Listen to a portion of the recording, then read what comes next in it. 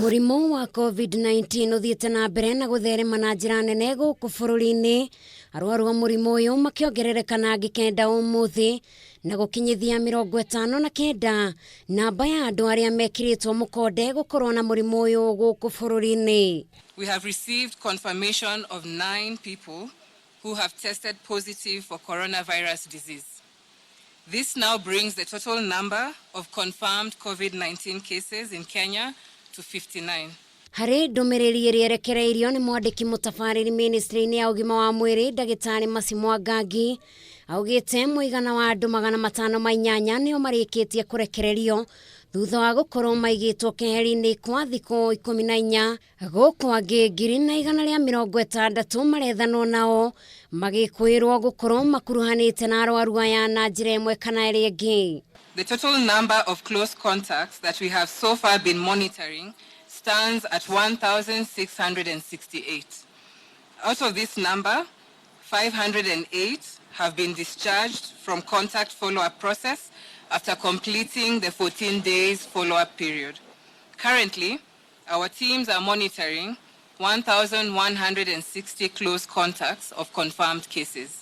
Oho ndagitari Angi ni akidirina na kuria Akenya mathie na mbere na guthingata mawatho maria marikitie kugathikwo ni thirikari kwa muhiano o mundu kuraihaniriria na uria ungi gwithamba moko gatagati ka maria mangi. And we would like you to continue following the directives set aside by the Cabinet Secretary, Ministry of Health and the NERC. We continue to appeal to you to continue maintaining social distancing, because this is one of the key measures that is effective against this coronavirus disease. Na mwerekero uria urarutirwo ni Minister wa ugima wa mwiri Mutahikagwe muthenya wa ira wigie gwetha thukuru cia kuiga andu keheri-ini. Angi auga ati no marathie na mbere na mubango ucio niguo gutigirira nyumba cia kuiga andu keheri-ini ni ciaingiha.